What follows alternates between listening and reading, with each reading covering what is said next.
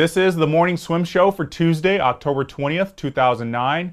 I'm Jeff Cummings, filling in today for Peter Bush, and we have a great interview for you today. NCAA and world champion backstroker Gemma Spofforth will join us, and we'll tell you who wins our very first Performance of the Week honor. But first, we have Gemma Spofforth, a senior at the University of Florida who looks to be ready to defend her NCAA crowns in both backstrokes next spring.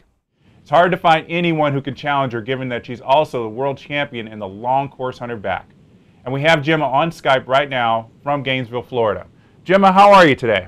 I'm very well, thank you. How are you? Great. So before we talk about NCAAs, let's go back to World Championships. I mean, on a scale to 1 to 10, I mean, did that 100 back win exceed your expectations? Was it what you expected going in? It's definitely something that I expected. A lot of people don't really realize that my coach and I had discussed world records and Olympic golds the year before, and obviously came a little bit short of that, getting fourth. So going into Worlds was definitely something where I was looking to redeem myself from the year before and looking to go a lot faster than I did, and I definitely had a lot more mental toughness going into that this year than I did that year. So it was definitely something that was on the cards and something that we were preparing for.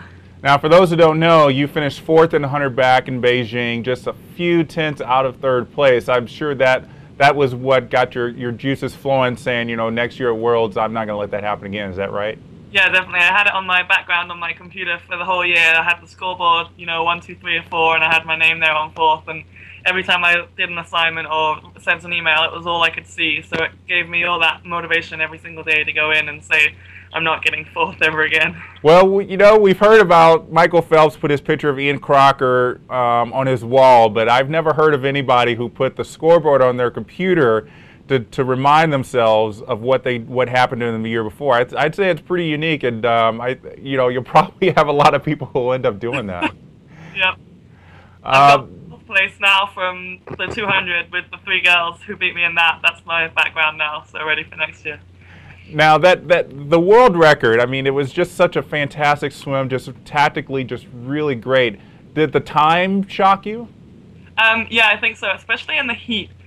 Before I did the world record when I was .01 or something off the world record, I looked up and I thought that I'd come second or third because the girl who came second went a 59 point something faster than I thought I'd gone, but I hadn't seen that I'd gone a 48. So I was very, very surprised with that one, but once I'd done that, it felt pretty comfortable, and going into the next one, you know, every time surprised me, but it was something I knew I was capable of. You were talking about you had discussed your goals with your coach, who's Martin Wilby, correct? Martin Wilby and Greg Troy. And Greg Troy, both at Florida, right. And Martin just won a Coaching Excellence Award from the British Swimming Coaches and Teachers Association. So for those who don't know him very well, tell us what he's like as a coach. Honestly, he's a lot like a father figure. And he'll probably hate me for saying this, but I feel like I have him wrapped around my little finger. There's a lot of things that I know that I do personally because I'm a very strong swimmer, and I'm able to know my weaknesses and my weaknesses and my strengths, so I can go in and I can say I need to do this day or I don't need to do this day, and he listens to what I need to do. But he does know when to put the foot down and say, no, you're definitely doing what I need to do today. So he's very nurturing. He's very, very good with me, and he knows when to tell me what I need to do and when to back off. So.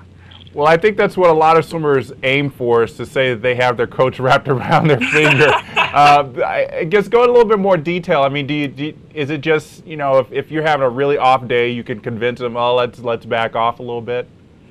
No, it depends on that, because obviously if I'm having a really rough day and it's a set that I really need to do well in or I really need to do, he knows how to tell me, you know, even if you're swimming bad, you can still go in and you can do the set to the best that you can do. But I do know I'm actually training to be on the phones to volunteer for the crisis center, so I'm able to go in and speak to the coaches and say, you know, I want to go and I want to train for one thing, as well as obviously keeping my swimming going, because swimming's my #1 priority, but I'm able to balance things a lot better with having him understand what I do out of the pool as well as in the pool. So he will let me off a session if I can make it up another time, and he's very lenient as to when I can go in and train what I need to do. Well, that's a very interesting, I guess, for lack of a better word, extracurricular activity that you have. How did you get involved with the Crisis Center? It was something that one of the girls in one of my classes actually was doing, and she told me about it, and it was something that I was very interested in, and I'm very interested in listening to people and helping people, and I want to go into some sort of counseling degree after I'm done with swimming in school. And so this is my last week of training, and Thursday I graduate onto the phones, and I'll be on my own. And up until now, we've been doing role plays and stuff, and getting used to what calls could possibly come in. So you think you want to be like a psychologist, a therapist, something along those lines? Yeah, definitely. Well, that's great. That's great. So going back to your coaches, Martin's your coach. Greg is also your coach.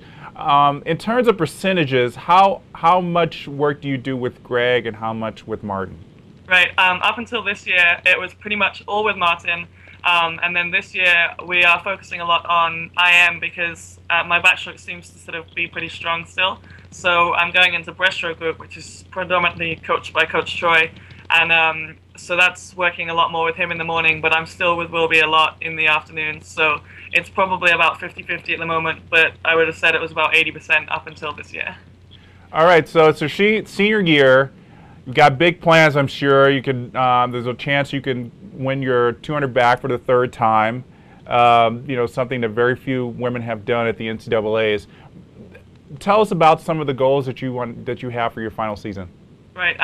This will be my fourth year actually if I win it again. So we're 4 years in a row. So the 200 back would be definitely my aim is to go in and better my time from last year, which is an NCAA record, and then go in and get the third time in a row for the 100 backstroke, and hopefully go the NCAA record, which is still Coughlin's, and that's a 49. So going a little bit faster in both is my biggest goal, and then going into the long course season in the summer, going into Commonwealth Games, which we have back at home. That's in October.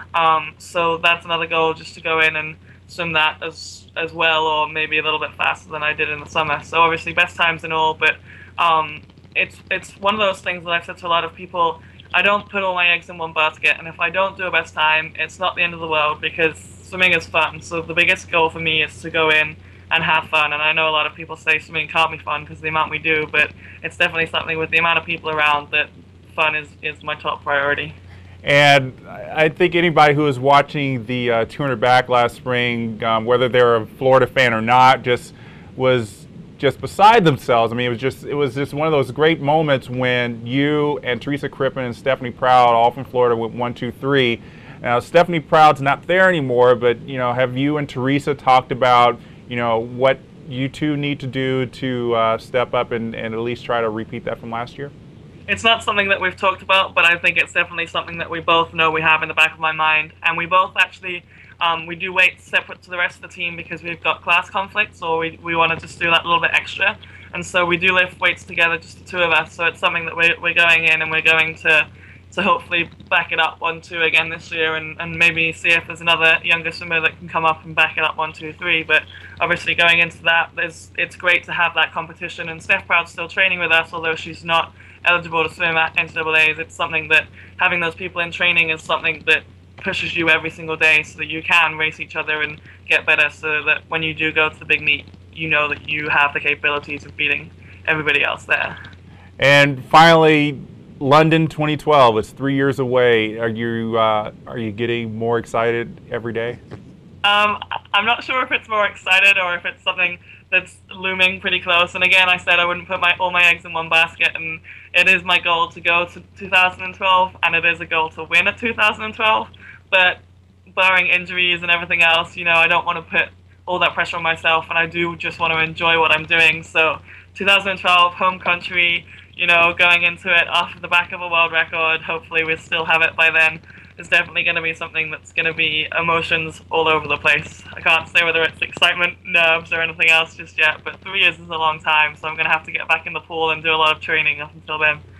Well, I think that's a great philosophy. Gemma, thanks so much for joining us today, and we'll be definitely keeping our eye on you as the season rolls on. Thank you. All right, Gemma Spofforth from the University of Florida. We're going to take a quick break. We'll be right back.